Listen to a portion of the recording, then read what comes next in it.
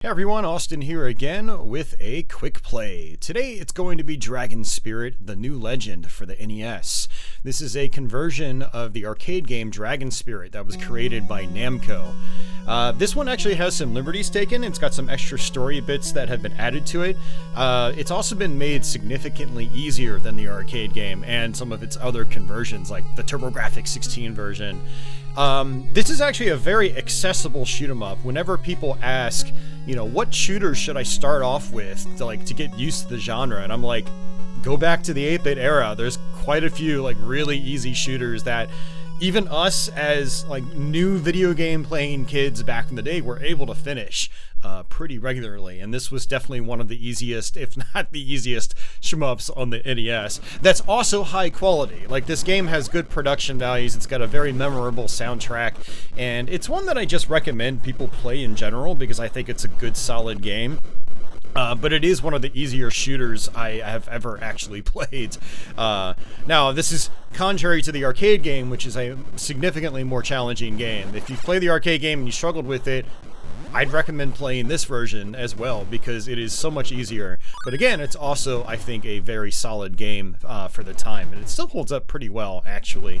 So, now there were some liberties taken in this version. Not only was the difficulty trimmed back quite a bit, but if you die on the very first level in this game, which is basically an introduction stage, you'll actually get the gold dragon option. You'll be thrown into what's effectively the easy mode of the game, and you'll have less stages to play through. You'll get a different ending, and so yeah, this is kind of an interesting version of the game when you think about it that way. So, but we're not going to die in the first level. For me, it's kind of hard to do that unless I do it intentionally. So we're going to end up playing as the blue dragon, which means we'll get all 9 stages, and we'll get the quote-unquote good ending. Technically, if you beat the game with the gold dragon, the super easy mode, you get the bad ending, but that's kind of cool. Like I said, it's a very accessible shooter because of those options. And even if you're playing as the blue dragon here, the game is still very easy if you remain powered up. Now, funny enough, I did actually sort of challenge myself the other night by going through this game without getting upgraded 1 bit, and that actually proved to be a lot more challenging. I did actually have to continue several times, but I did manage to work my way through the game. There were a couple of major difficulty spikes, though, that I'll sort of touch on if you want to try to challenge yourself without power-ups on this version of the game. But speaking of power-ups, there are tons of them. You notice that I've got 3 heads now. You generally only start off with 1, but through power-ups you can get 2 and then 3 heads. I've got this green fire dragon, or fire shot dragon. There's a gray dragon that does a spread pattern, and then you've got your standard blue dragon, which typically just shoots straight forward as well with different bullet stylings. So you've got other power-ups that make you small and tiny. You've got power-ups that make you invincible. You've got power-ups that give you 2 little dragon options that'll also shoot for you. There's quite a lot of power-ups in this game. I'm not going to really point out what power-ups do what because there's so many of them, but generally I recommend people, when they play this game, just pick up everything except the skulls that appear later on in the game. They will actually downgrade you, but they don't appear until well after the halfway point, and I'll point out when those guys start to appear. Funny enough, they actually look like skulls, I think, in the arcade game and the TurboGrafx game, but in this one they just look like angry faces, and again, I'll point that out when we start. As you can see, it says Blue Dragon, so this is the normal difficulty. And even though it's the normal difficulty, again, like I said, this is one of the easiest shoot-em-ups I think I've ever played in my life, especially when you remain powered up. And it's hard to lose your power-ups in this one because there's not a lot going on, bullet-wise. You've got, quite a few enemies here and there, but as far as bullets are concerned, you're not going to be doing a lot of, intricate dodging in this game or anything like that. So, nothing to really worry about if you're a shmup noob. And again, it's one reason why I recommend this game to new shmup players that just really aren't very good at the genre at all, or just really cringe at the thought of playing the genre because they're terrible at it. Some people are like that, but this is a great, super entry-level shmup. And again, like I said, it's got decent production values, and it's got a very, very memorable soundtrack. It's a fantastic soundtrack. So yeah, you've got 2 different fire types in this game. You've got airborne fire, which you activate just by pressing B. You've got ground missiles as well. which you can destroy ground-based objects, kind of like Xevious.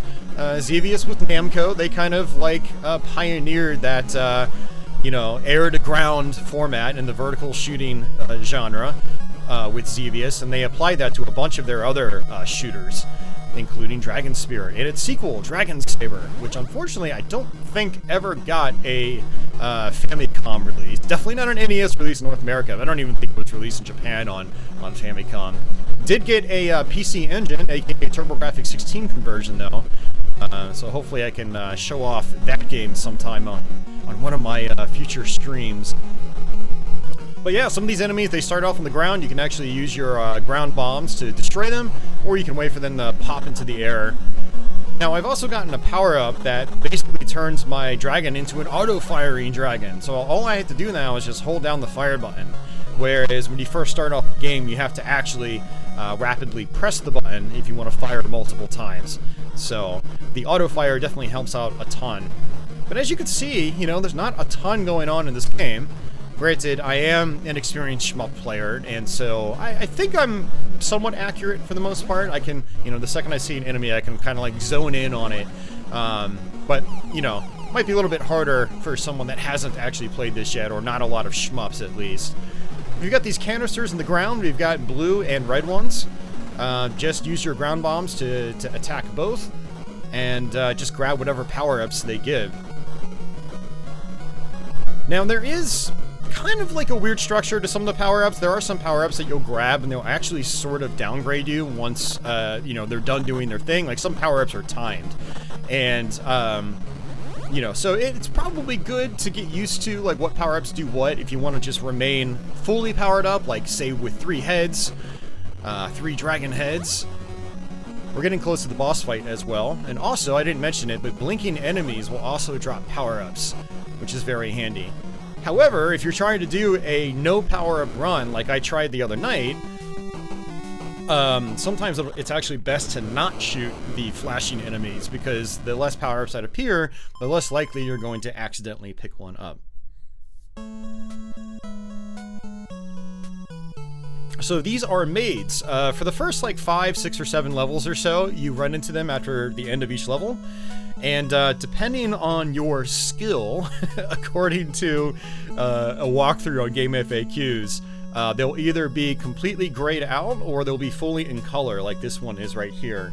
If they're fully in color, they tend to give you your health back. So if you've taken a couple of hits, they will give that back to you. Now, I did find out last night through doing my personal challenge run, is that if you get to the end of a level with full health, they're going to be grayed out. And the reason for that is that they can't give you your health back if your health is already full. So I actually learned that on this level in particular. There's the fire maid, and I took a hit and she was in full color and she gave me my health back. But every other time I play the game, she's grayed out because I generally don't take a hit on this level. There are a couple of power-ups that appear in this stage in particular that make it relatively easy. For instance, if you're trying to do a no power-up challenge, you're quite likely to actually get hit by some of these ground enemies. But there is a power-up you can get on this level, which is called Earthquake, and it basically just makes the ground rumble. And every time the ground is rumbling, any ground enemy that appears on the screen just dies instantly. And so these ground enemies are no longer a threat, basically. So we'll see if that appears later on in this stage. But we'll definitely see it a couple times over the course of this playthrough. We've also got these fire rocks that come out here. And these can be a little tricky to destroy sometimes, especially if you're downgraded. Now, I'm not downgraded right now. I've got my two-headed gray dragon, or white dragon. And it's a spread shot dragon. So this is a good dragon to hold on to if you want to make your life easier in terms of picking off enemies from a distance. But those fire rocks that come out, they split apart when you destroy them. And so, you know, that can make them a little difficult to deal with because they're the parts that break apart, they can hurt you. So when I was doing my challenge run, what I was doing was actually just not even attacking them. Like this, just literally dodging them. It was safer. You'll notice that your dragon, he moves pretty quickly. But alright, if you're not powered up on this boss, what happens here is it ends up splitting apart into these tiny little fire phoenixes. But bosses in this game, I feel, were like balanced for like no power-up play. So if you die and you get to a boss and you've got no power-ups, they're still doable. But when you're maxed out on firepower, you just annihilate the bosses almost instantly. It was funny even back in the day, just destroying bosses like the second you see them. But as you can see, this maid is grayed out, so she's not going to give me any health or anything like that. So, Area 3 Jungle.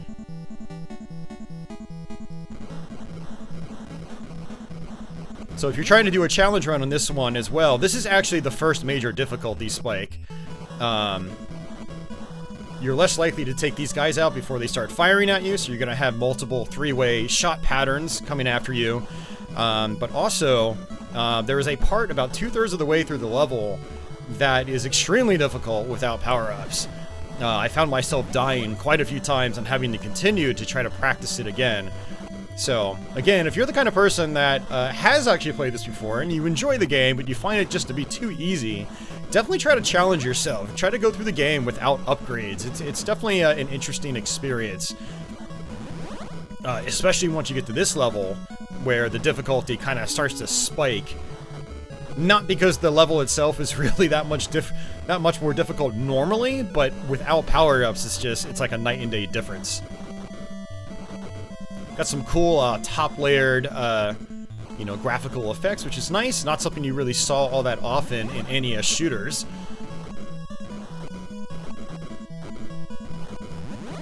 As far as how faithful this is to the arcade game, it actually remains relatively faithful, except for the massive, like, nerfing of the difficulty.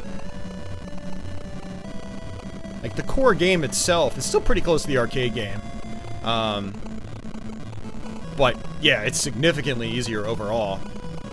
If you're a more experienced shmup player, and you've never played this version, but, you really want difficulty in your shooters, because you've been playing the genre a long time. I might recommend the TurboGrafx version of the game. It's definitely much more faithful to the arcade game in terms of difficulty. I've got my little dragon options right here, and this part right here is actually your major difficulty spike if you're trying to do this without power-ups.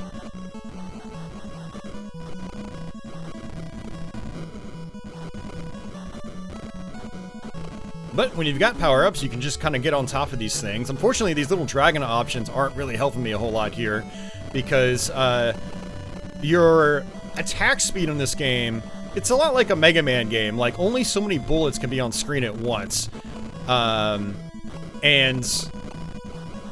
Whether your dragon actually fires again is dependent on how many bullets have gone off the screen. And so what's happening here is I'm hitting these things with my little dragon options, but other bullets are going like away from the enemies, and it's causing my dragons that are actually hitting these guys to not hit them as quickly as I would like them to. So this little dragon option thing here actually wasn't great for that section. If you've got a normal 2-headed or 3-headed dragon and you just get right on top of those things, you'll destroy them almost immediately. As long as you're doing what we call point blanking in the shmups genre, where you have like a spread shot and you get up close to an enemy and every part of that spread connects. And since every part of that spread is connecting, your dragons will be able to fire faster at the enemy. You'll be able to do a lot more damage a lot faster. Alright, so we've got these things that fly from the top, but we need to actually use our ground missiles here to destroy these little eggs. And there's actually 2 sets of them. And then the core opens up where that big green bulb is. This boss was actually really tough as well on my no power-up challenge, because these things that fly out of the boss, they take multiple hits when you're not upgraded. And so I ended up having to dodge through a lot of them, so it almost turned into like a little bullet hell. So, very interesting stuff if you're trying to do this with no power-ups. But again, as you can see, you can just kind of mow right through the bosses when you are fully upgraded.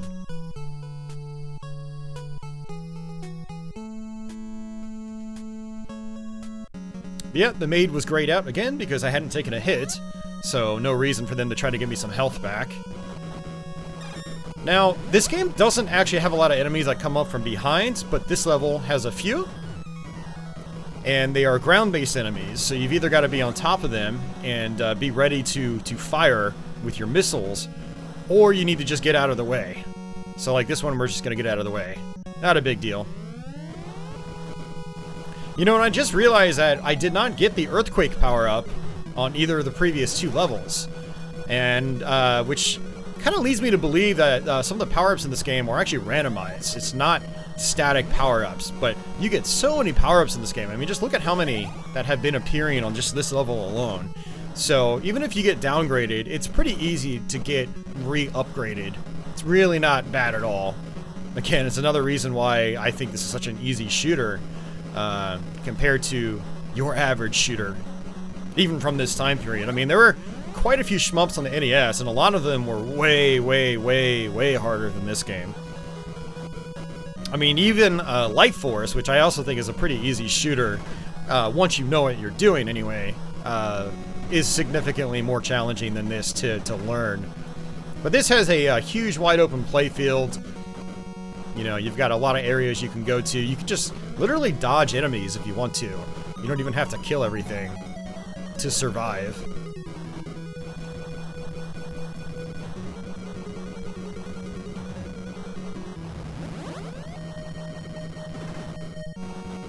Now, you're not able to use your ground missiles and your main firepower at the same time.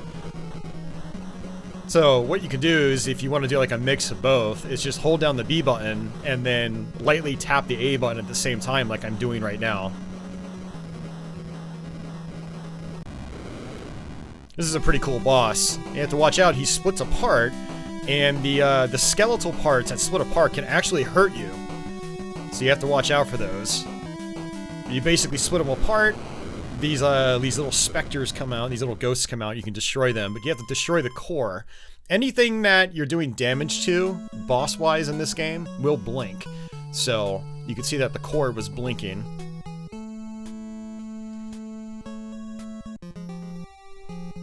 Alright, so we're on level 5 out of 9.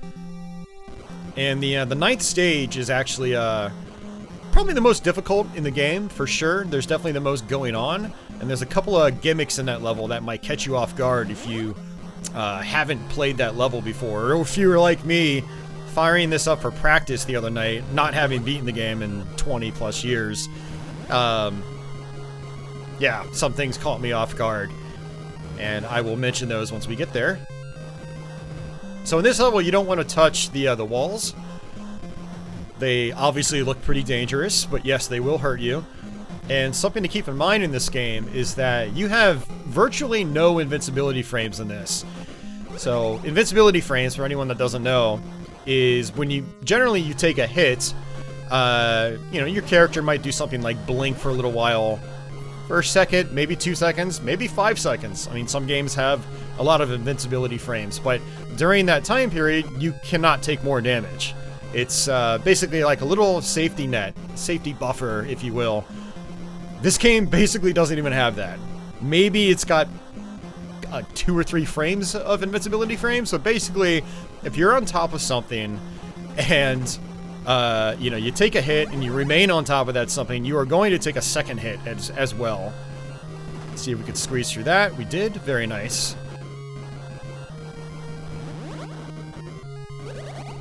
But this part, you definitely need to take relatively safe. Slow and steady. Fortunately, these the background objects here, the walls, they don't really move that quickly. So as long as you're not bouncing around like an idiot, it's pretty easy to avoid these things. And we should be getting close to the point where enemies start dropping skulls. And the skulls, again, like I mentioned earlier, they downgrade you. Let's get above these blocks. These blocks will hurt you if you run into them when they're fully up.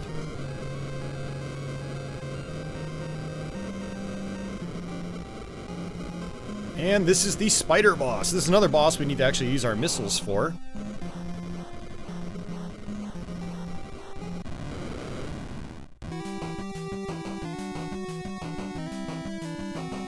And it will jump up and actually shoot down at you, just like that.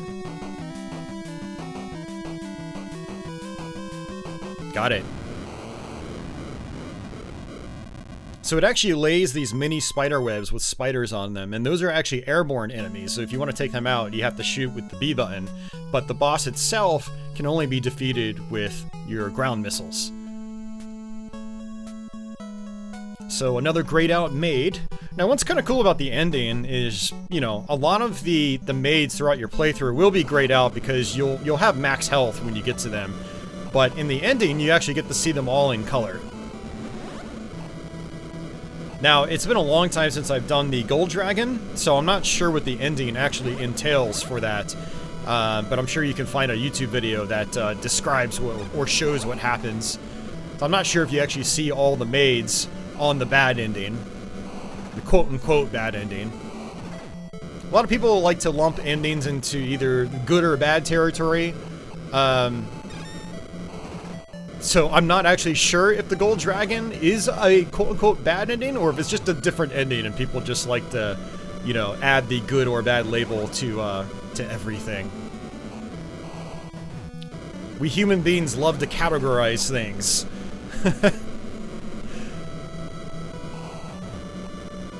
Yeah, this level's pretty straightforward. You do have some of these ground-based enemies. They just kind of come out of nowhere, so you have to watch out for them. And they do shoot. There's also a speed-up section later on, but it's really not that fast. It's not like the speeder section in, say, you know, a Gradius game. And this fire attack is just fantastic. For one, I like the sound effect, but it's also, I think, the most powerful shot in the game. So sometimes, back in the day, what I would do is if I had this, I just wouldn't grab anything else, just to make sure I keep the green dragon. This is invincibility? Ooh, okay. Invincibility until I run into a wall, apparently, so I just got downgraded because of that, because I was experimenting.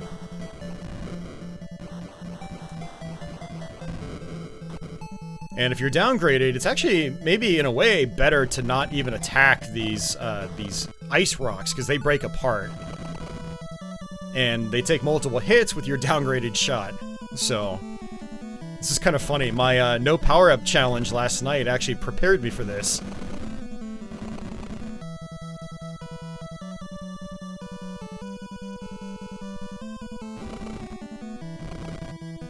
And this is a good example of what you can do if you take a hit here. But we're gonna go to the boss, I think, without power-ups. So every time you do a certain amount of damage on this boss, one of his tail pieces breaks off, and it turns into a spread shot. So I'm gonna have to be careful about this.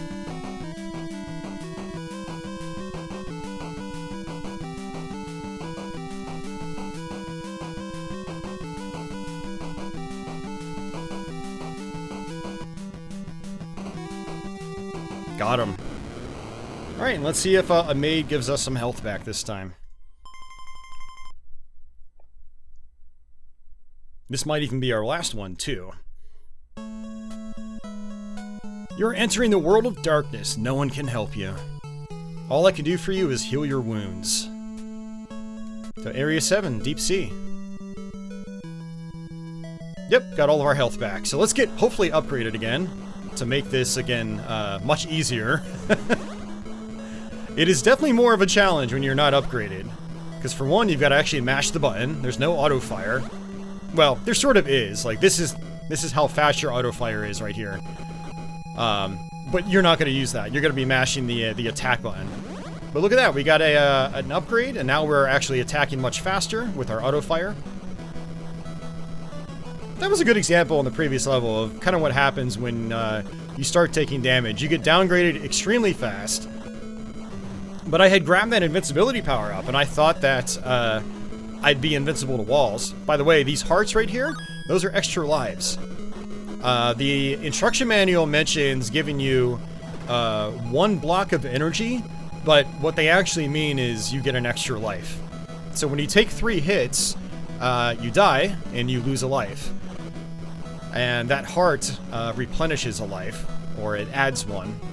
Now, if you're playing with the Gold Dragon, you actually get 2 health bars, which means that you can take 6 hits before dying. Or your 6th hit will cause you to die, I should say.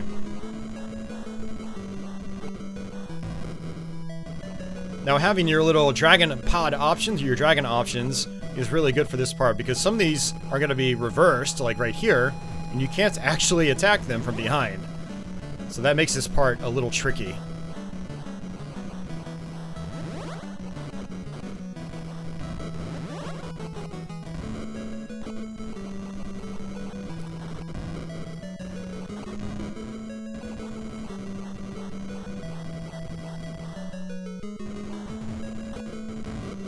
Alright, coming up shortly.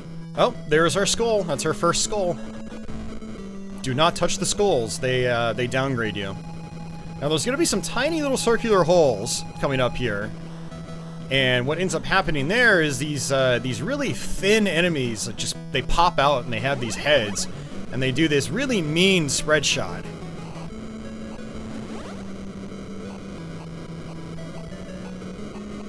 Just like that. And if you get above them, they actually can't hit you. But if you're below them, make sure you're lined up with one of their heads. Otherwise, you're going to get pummeled by their spread shots. So those are some of the tougher enemies in the game. Or at least, I should say, when you first play this game, they're some of the tougher enemies.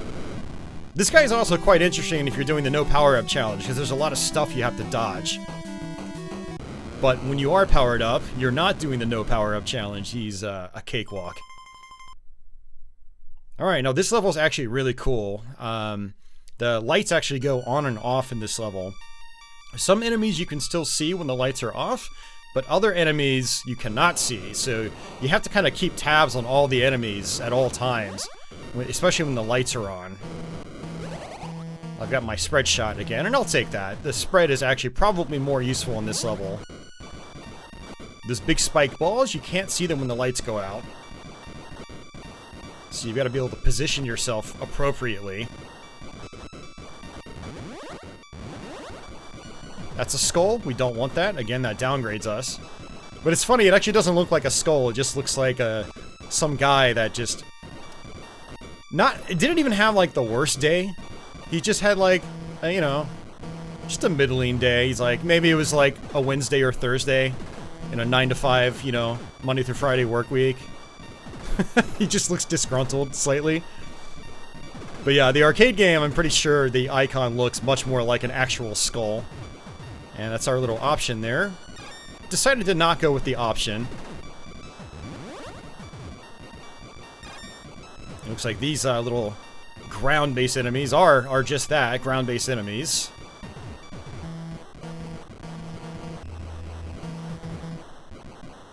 And we're getting close to the boss fight. Now, this boss is actually pretty cool. It looks pretty cool for an NES game, but also the gimmick is pretty easy to follow. This guy has a tongue that just comes out to wherever you are in the screen. And when its eyes are flashing, they'll start firing, and that's its weak spot. And they'll just target wherever you are as well. So you can just sort of like bait the bullets towards you, and then just slowly inch your way to the left or right, depending on where you are in the screen. Not too bad to deal with. It's going to be harder for newer players. But a lot of shoot-em-ups, you can manipulate attack patterns. Because a lot of attack patterns in shoot-em-ups will just track wherever you are. And that's not just a shoot-em-up trope. I mean, that happens in a lot of action games as well. And so it's up to you to kind of learn that. The more games you play that have that kind of mechanic, the easier it is to pick up on, you know, enemy and boss patterns in other games. But this is our final stage. This is the longest level in the game. There are actually multiple phases to this level.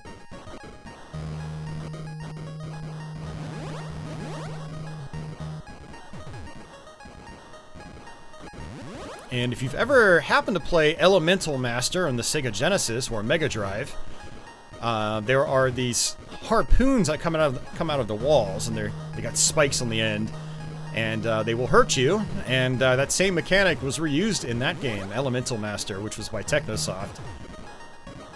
So it looks like I've actually got the Earthquake. Well, I had the Earthquake power-up. Sort of. I was holding down my missiles, and it was shaking the ground, killing enemies when the ground shook. Now the instruction manual in this game... Oh, there's the ground, the earthquake. It's constantly going now. And the instruction manual mentions hidden power-ups in this game. And one of them is actually on this level. It's this candle right here. You attack the candle, you get an exclamation mark. And I don't know if the exclamation mark is just like a random power-up. Haven't validated it really, but every time I've gotten here, it's turned me into the gray dragon. So maybe that's just luck, or maybe it's actually random. But we have these teleporters here, or these portals. So what you want to do here is just kind of take your time, watch for the harpoons. It's just 1, 2, 1, 2. But it starts to speed up, so it's a little bit trickier now. It's not super fast, but it's faster. But yeah, I'm not sure if there are any more hidden power-ups on other levels. If any of you guys know, feel free to post down in the comments and let me know. I'd be very curious to know. But I myself was not able to find any others. The candles are pretty obvious, though. You can just, you know, drop your missiles on them. Alright, another teleporter. Alright, now we've got some tricky enemies here. They come up and they're ground-based enemies, but they actually throw these axes. And the axes are homing. Or at least, maybe they're hammers. I don't know. It doesn't really matter. They're homing projectiles. Thankfully, you can destroy them, but this part actually caught me off guard when I was playing this last night, because I hadn't been to this level in so long. But again, it's one of those things where when you know what's coming up, it's really easy to deal with, especially when you're upgraded.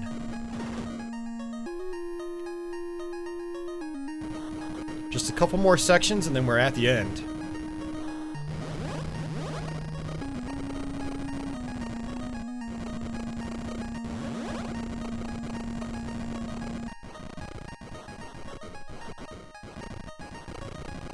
Now, there are some dead ends here, so you kind of want to just, like, stay back, figure out where the dead ends are, and then move forward.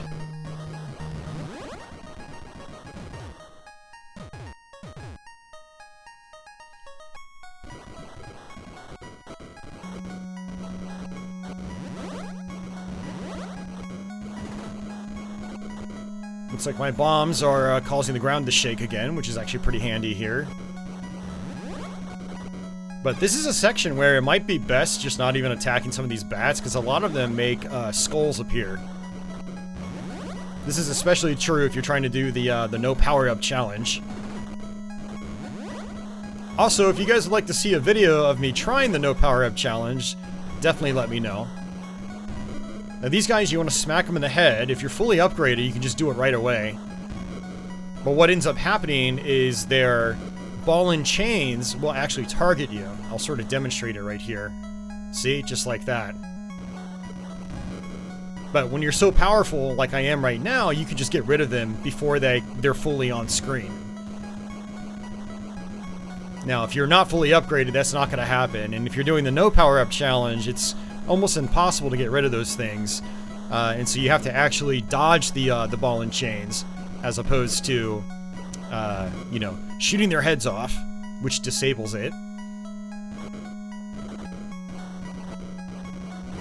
Now, you don't want to get caught up on solid objects like this.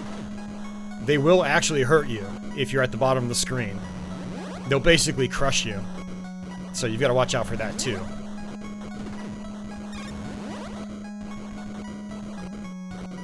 Oh, I've got my little options, which is fine. I'd actually rather have my standard 3-head shot because my bullet patterns are a little more dense. Speaking of 3 heads, we've got 3 dragons here we have to destroy. They all do sort of the same attack. They don't have a lot of HP though, so when you're maxed out on firepower like I am right now, they're pretty easy to deal with. The top one in particular tends to go off the top of the screen, and I think when it's off the top of the screen, it won't actually attack you. We're going to have a bunch of fire rocks coming up, like on level 2. And again, if you don't want to deal with them, you can just avoid them. But I'm maxed out. I can deal with attacking them. They're not too dangerous right now. But this is the lead up to the final boss, guys. So we are basically at the end of the game. After about 35 minutes, not too bad. Get a couple power-ups if we want. Alright, so we have two bosses here. The first guy, he's got a cloak, and you can only hurt him when he opens it up, but he's got a spread shot. So you want to, you know, move off to the side. Oh, wow, that was 2 cycles and I killed him. That's insane. Now the second one's a little more difficult. There's a little more going on. But for him, you can only attack him when his hands are up. He shoots a projectile at you, just like that, and then he shoots 3 balls that bounce around, Arkanoid style.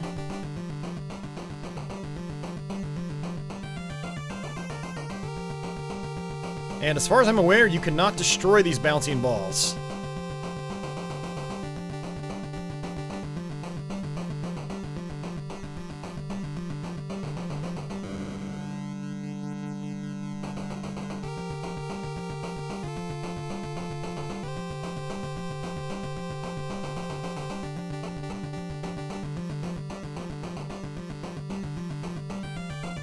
Now, if you're doing this boss with the no power-up challenge, it takes quite a while to defeat him, because your shot is so weak. But boom, that wasn't too bad. It's still a little tricky. I'd say that final boss is probably one of the hardest things in the game when you're fully powered up. But there you go, guys. That was Dragon Spirit. You know, I think this is my first full playthrough of this game on YouTube. I had done some gameplay videos of it way back in the day, when I was doing just straight gameplay videos without any talk. But I think this is my first full playthrough on this YouTube channel, so... I think part of the reason was that when I used to play from actual NES hardware, my old capture cards would kind of wig out on this game. My old Elgato capture cards, but now that I'm on a different setup, using a FPGA console to basically play and using a different capture card, I don't have that problem anymore, so... This was sort of a new playthrough that I was able to knock out. There's going to be a little bit more to the ending. We do get some credits, and like I said, you get to see the maids once again, but this time in full color.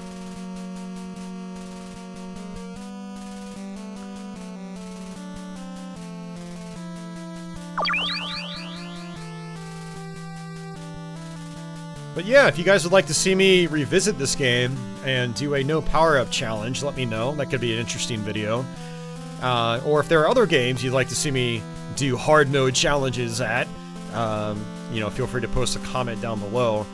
That's a series I had contemplated doing many years ago, like doing a series kind of like these quick plays, but I just focus on very difficult games or very difficult challenges, like the no upgrade challenge in Dragon Spirit here. So if you guys want to see something like that, do let me know, and I'll try to jot down some ideas and see if we can do that. But yeah, that's pretty much it, guys. I think that's the end of the game. So, end of the credits, presented by Namco.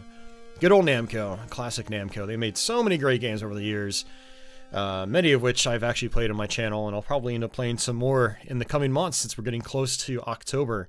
We'll have to do some Splatterhouse, which is by Namco. But, yeah, that's going to do it for me, guys. Hopefully you guys enjoyed this video. If you have any questions or comments about the game, or just anything in general for me, feel free to post a comment down below.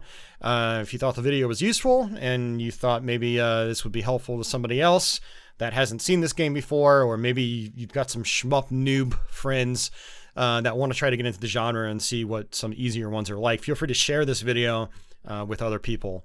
And, yeah. Thanks a lot for watching, guys. Feel free to give the video a thumbs up. Subscribe if you like this type of stuff. And until the next one, take it easy.